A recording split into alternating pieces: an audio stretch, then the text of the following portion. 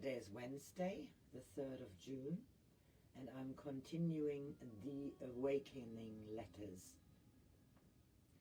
These are varieties of spiritual experiences in the life after death. It was channeled through by Lady Cynthia Sandys. She and Rosamond Lehman wrote this book. Over 30 years they did investigations, and they recounted the afterlife experiences of their daughters, Sally and Patricia, who both died young and in tragic circumstances. We are here in part 5, and we are reading from Sir Alvary Gascoigne, also called Joe. His letters are, he is the brother of Lady Cynthia, and the brother, he is her brother, and his letters form a unique record of one man's post-mortem adventures and spiritual experiences. So I think this is the 13th reading of part 5, and it is Joe. First visit in spirit to Fuji. I went to Fuji, having been several times before when in this body, and I went alone. I felt the vastness of it and the almost terrifying power. I did not want to go alone again, so, with Hugh, Douglas and Arthur, we started working upon the Japanese peasants in the surrounding villages.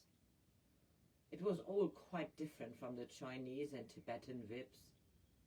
Here there had been distinct interference by the negative forces. I think it was from Fuji's negative side that most of the brutal war measures of the last war were framed.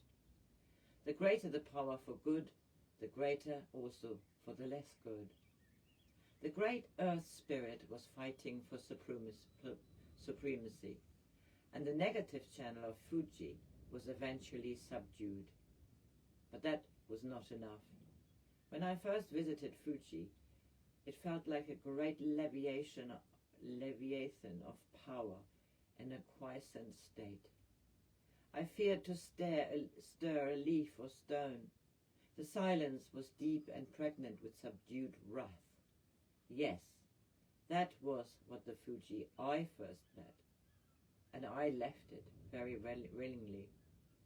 As we continued our work among the villagers, we began to make way, slowly, with them. There were among them those who had fought in the last war and been in contact with the negative ray and used as carriers of that ray of destruction. But there were others who were still impregnated with the inner rays of Fuji, to whom war was a revulsion, and to them we turned in their deep bodies in order to cure the sickness, in their sleep bodies, in order to cure the sickness in those others who were still suffering from the negative ray. At first it was a hard proposition, but when those holding the inner rays of white light fused them with our own, the barrage of light became too strong for the others to withstand, and so they left the villages and went to other places to work, which they found more attractive. Families split up and there was a general feeling of upheaval, but in the end we had enough power actually to enter the mountain. This was the most fantastic adventure. By this time we had attracted some really great spirits of the angelic nature. I do not know their names, but they are beautiful beyond description. I think they are called the avatars. When I saw that they were taking over the enterprise, I felt myself renewed with power.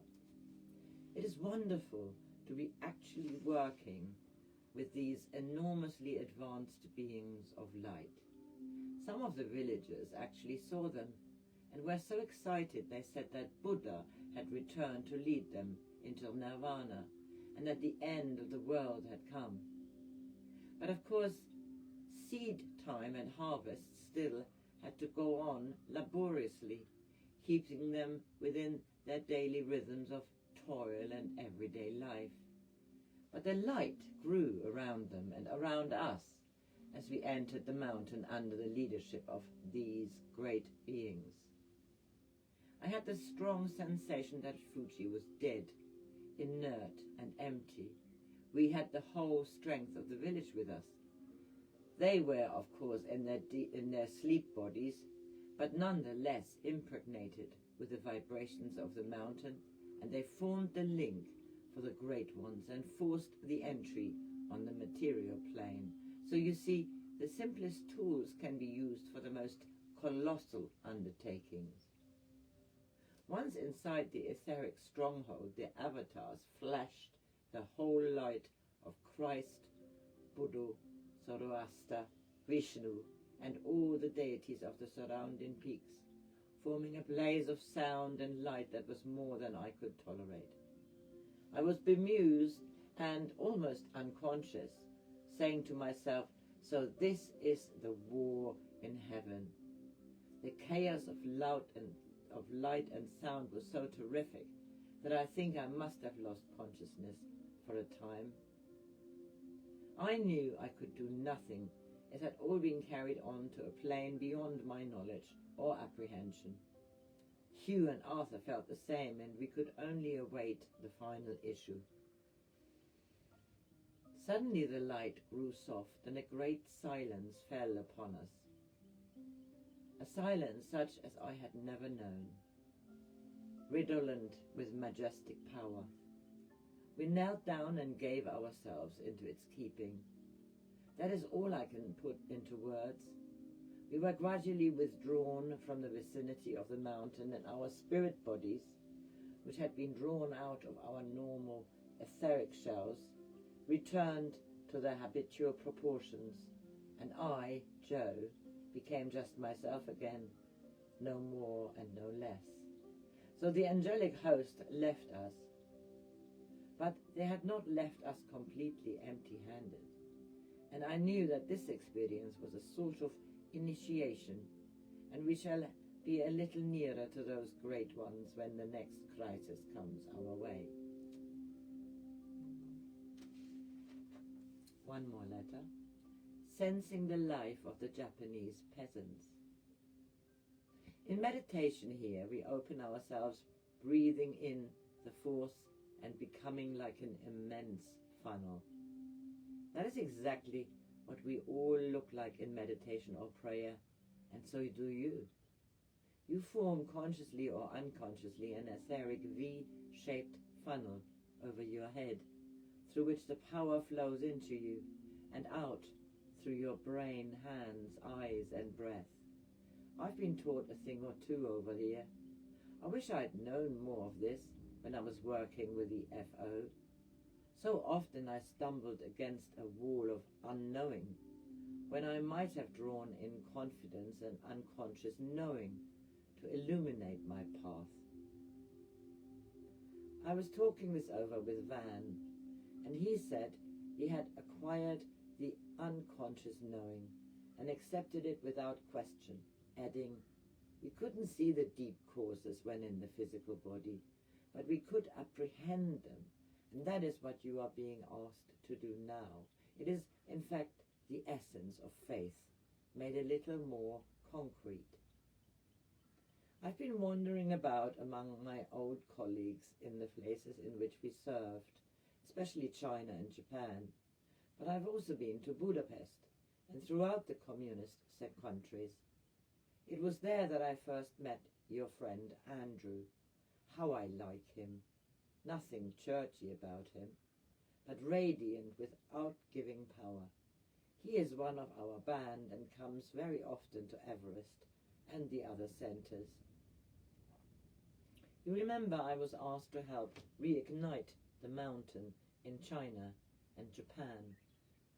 This is a vast work, and I've had to enlist an enormous new staff, mainly from their own locality. I had to learn more about the language patterns of all the different Chinese dialects. This isn't as difficult as it sounds, because we have thought transference to back up our visual intake. I was enormously interested in really seeing the life of the Chinese peasant in the mountain villages. Their cooperation is vital because they are exuding the vibes from the surrounding mountains and form our very best physical link. But apart from that, I love the Chinese peasant. He's so rough and yet so understanding. He seems to have been born with a built-in sense for mountain worship. But besides all that, it is so delightful to move about without the sense of cold, dirt and fatigue which always accompanied physical travel. I spent many nights in the villages conversing with their etheric bodies, while the physical ones are asleep. And when they wake up and the bodies become united again, I carry the sum total of their allegiance to the great mountain spirits around their particular valley. Tomorrow I will tell you about Fuji and how the mountains respond. So, the next chapter is entitled Cleansing Fuji, and I will read that another time. I hope you have a lovely Wednesday.